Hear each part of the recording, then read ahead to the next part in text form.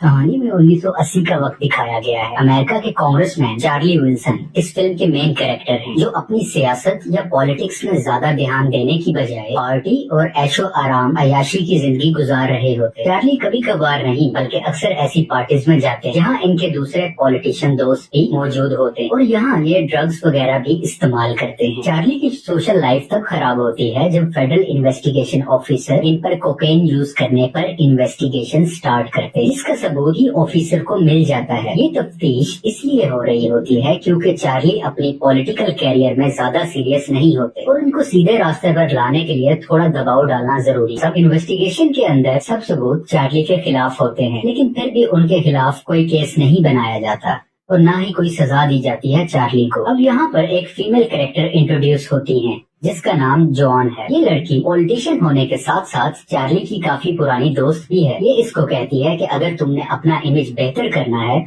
और कुछ बड़ा करना है तो तुम अफगानिस्तान के लोगों के लिए कुछ बढ़ के करो, कुछ स्पेशल करो, क्योंकि अफगानिस्तान पर सोवियत यूनियन ने हमला कर दिया है और वहाँ बहुत से अफगानी मर रहे हैं। इसके अलावा ये चार्ली को कन्विंस कर लेती है कि तुम इस सिलसिले में जाकर पाकिस्तानी आर्मी जनरल और उनके लीडर से मिलो। बेसिकली अमेरिका पाकिस्तान की हेल्प कर रहा होता है हर तरह से ताकि सोवियत यूनियन को तोड़ा जा सके, वो भी अफगानिस्तान के अंदर जाके, और पाकिस्तान भी अमेरिका की हेल्प कर रहा होता है। अब चार्ली पाकिस्तान आ चुका है और ये यहाँ सीनियर आर्मी लीडरशिप से मिलता है। पाकिस्तान आर्मी बताती है कि आप जो हमें डॉलर्स और वेपन्स दे रहे हैं वो काफी नहीं है, हमें मुजाहिदीन को ट्रेन करना होता है जो आसान काम नहीं है, हमें लेटेस्ट टेक्नोलॉजी बेस्ड असलहा चाहिए और इसके अलावा वॉर एड बढ़ाने की भी बात की जाती है, यानी कि मजीद पैसे भी मांगे जाते हैं क्योंकि जंग का मतलब है बहुत सारा पैसा पानी की तरह बहाना। इसके अलावा जनरल चार्ली को ये भी कहता है कि सोवियत के हमले से सब अफगानी रिफ्यूजीज बहुत बुरी हालत में, आपको जाकर देखना चाहिए। हमें पाकिस्तानी रिफ्यूजीज कैंप को भी बेहतर करना है ताकि वो आने वाले अफगानी लोगों को एक मुनासिब जिंदगी गुजार सके। जनरल कहते हैं कि वो अफगानियों को बेहतर जिंदगी गुजारने के मौके देना चाहते हैं, लेकिन उसके लिए पैसों की बहुत कमी है। चार्ली रिफ्यूजी कैंप में पहुंच गया है और वो यहाँ सब लोगों को देखता है जो बहुत बुरे हालात में जिंदगी से लड़ रहे होते हैं। इसे बहुत अफसोस होता है इनकी ये हालत देखकर और ये इरादा करता है कि मैं इनकी हर हालत में हेल्प करूंगा, चाहे मुझे कुछ भी करना पड़े। चार्ली वापस अमेरिका आ जाता है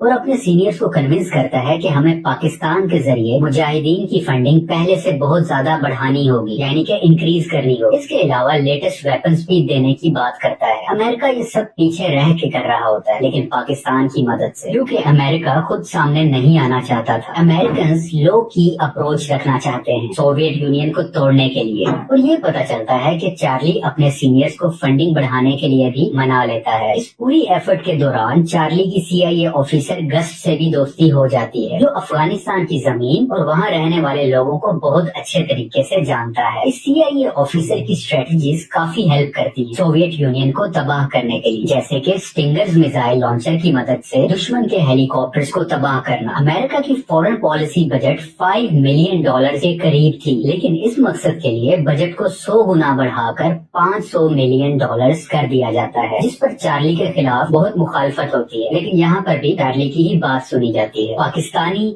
अफगानी और CIA अपने पैसों और हथियार को बहुत बेहतर तरीके से इस्तेमाल करते हुए सोवियत यूनियन को बहुत ज्यादा नुकसान पहुंचाते हैं और ये लोग संभल ही नहीं पाते और बिल आखिर सोवियत यूनियन टूट जाता है और रशिया अकेला मुल्क रह जाता है। अब रशिया मजीद सुपर पावर नहीं रहा और अमेरिका सुपर पावर डिक्लेयर हो जाता है। चार्ली और उसका CIA वाला दोस्त अपने सीनियर्स को कहते हैं कि हमें कुछ स्कूल्स भी अफगानिस्तान में बनाने चाहिए। हमने $500 मिलियन स्पेंड किए जंग पर अब हमें कुछ छोटे मिलियन स्कूल बनाने पर स्पेंड करने चाहिए और बच्चों को तालीम देनी चाहिए। अगर ये ना किया तो तालिबान इन बच्चों का ब्रेन वॉश करेंगे, जो कि हमारे लिए खतरा बनेगा, क्योंकि अफगानिस्तान की 40% यंग पॉपुलेशन है और अगर इस यंग पॉपुलेशन को अपने साथ ना किया गया तो अमेरिका के लिए फ्यूचर में बहुत खतरा है। और फिर कुछ स्कूल भी बनाने की अप्रूवल हो जाती है। फिल्म के एंड पर चार्ली की गवर्नमेंट और आर्मी की तरफ से तारीफ होती है और उसे अवार्ड दिए जाते हैं, क्योंकि ये सब चार्ली ने बहुत कामयाबी से अपने मुल्क अमेरिका के लिए सीक्रेटली सर्व किया होता है। चार्ली और उसके दोस्तों की प्लानिंग की ही वजह से अमेरिका को कामयाबी मिली होती है और इसीलिए शायद इस मूवी का नाम है चार्ली विल्सन्स वॉर। आपको ये शॉर्ट एक्सप्लेनेशन पसंद आए तो अपनी फीडबैक कमेंट सेक्शन में बताएं। Thanks for watching.